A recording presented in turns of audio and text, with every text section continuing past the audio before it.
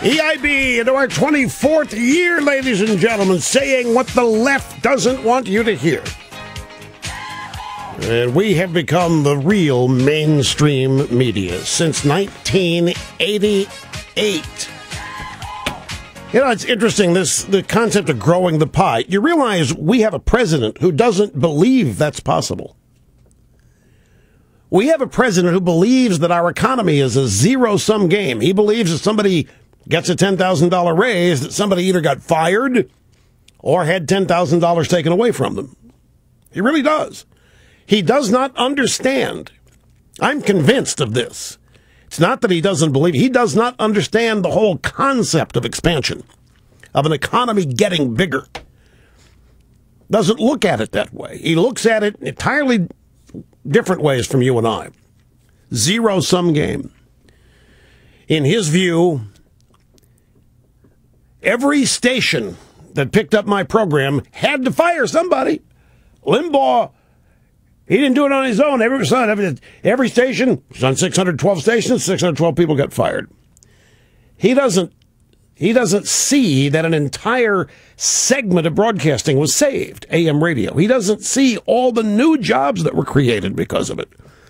It's not the way he looks at it. And we don't need somebody like that leading the country. We don't need somebody who doesn't even understand the concept of an expanding pie, of an expanding market with increasing amounts of money. There's nothing the government did. They talk about the fairness doctrine. Reagan did that. But that was simply getting rid of a regulation. That nothing to do with creativity. It didn't do anything to help business. All it did was open up the First Amendment, which it shouldn't have been impeded on in the first place or infringed upon in the first place with the fairness doctrine. So all it did was correct a mistake. But the government didn't build this. And there is nobody who had their life destroyed or career ended because of this program succeeded. Anyway, back in the early 90s, we were doing Rush to Excellence tours all over the place, building the program, and put together a couple of videos of Rush to Excellence shows. And one of the videos interviewed people where I grew up, members of my family. And so we went back, Cookie did it unbeknownst to me, and she put together just a few of these things. And first up is my grandfather. This is a montage. It's Rush Limbaugh Sr. And by the way, about whom there is a new book out. I've talked about it to you a couple of times from the University of Missouri Press. And it's by a guy named Dennis Bowman, who's a great historian. And wanted to mention that to you.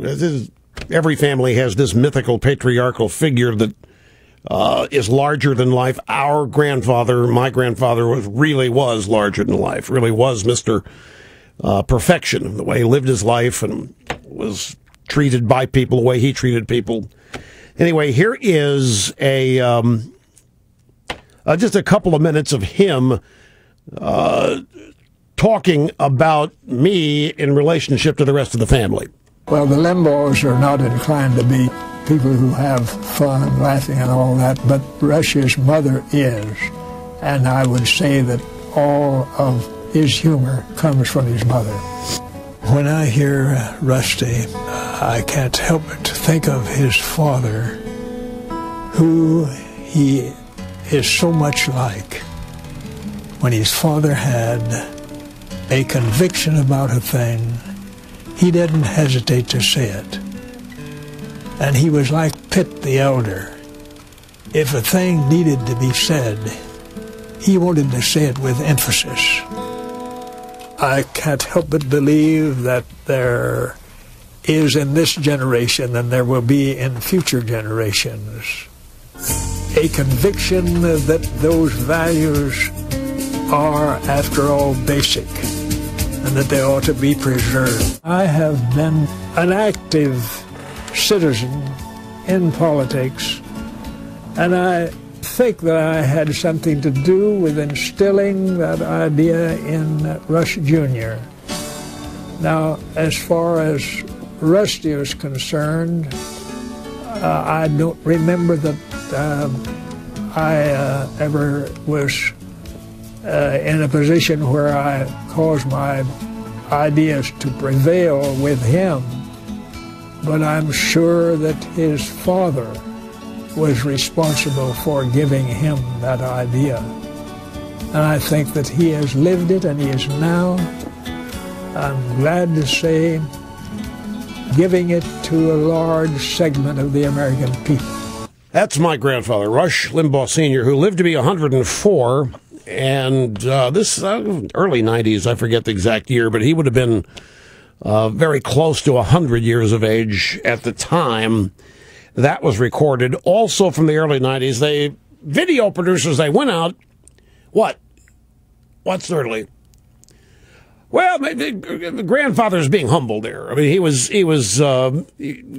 trying to credit my father, and who deserves a lot of credit. There's no question. But for him to speculate that he was unaware of any influence he might have had, that was him just being humble.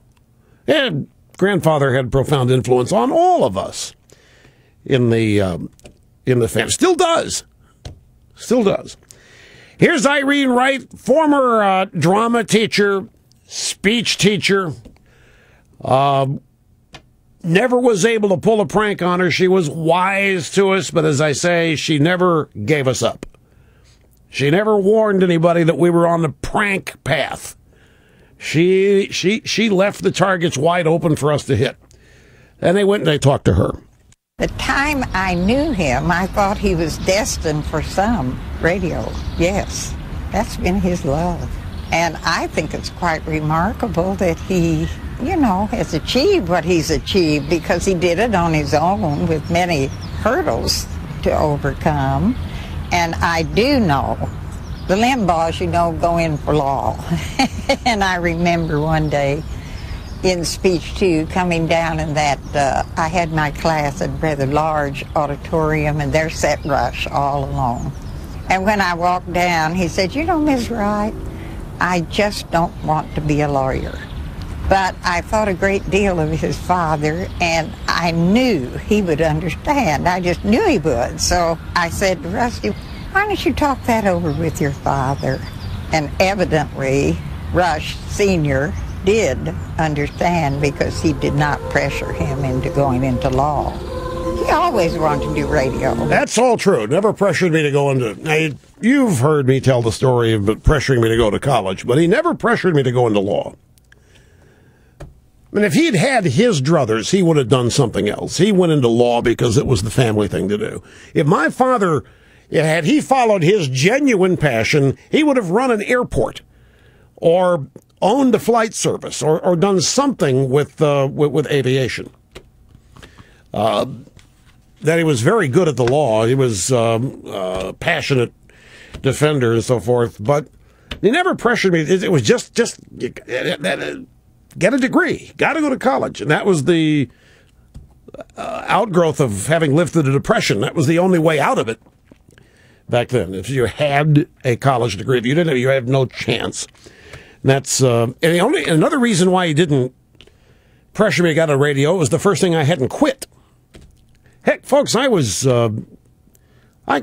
tenderfoot in the Boy Scouts for a year. You get that for signing up. If you're still a tenderfoot after a year, you haven't done anything. I got the Gold Brick Award after the first campout for doing nothing. The Gold Brick for being the most worthless member of the troop on a campout. All I wanted was out of there. So I acted like it. Here's my mom.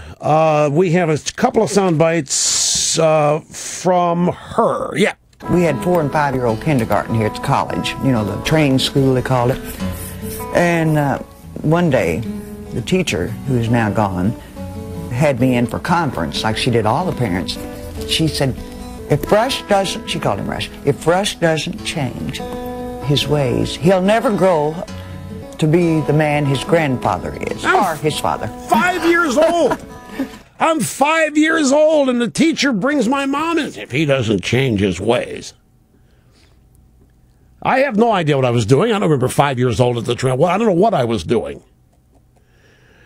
But I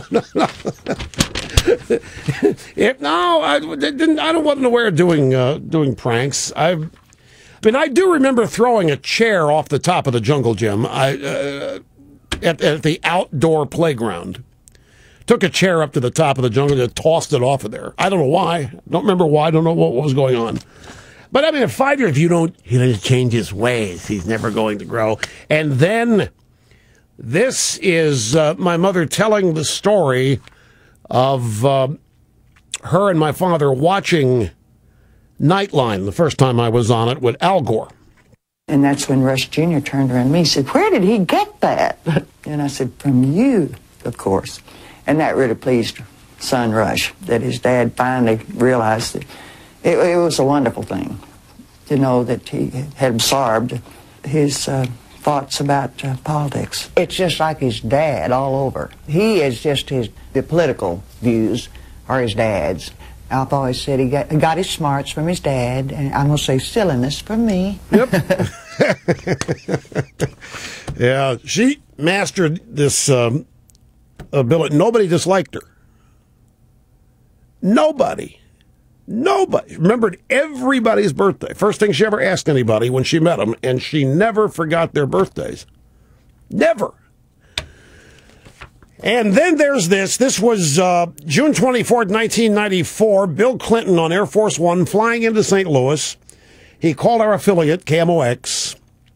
He's there to open, I think, a new train station, or the dedication of a refurbished train station. He's flying in to do that, and he's doing an interview with the morning host then, Kevin Horrigan and Charles Brennan. And this is how that went. After I get off the radio today, with you, Rush Limbaugh will have 3 hours to say whatever he wants.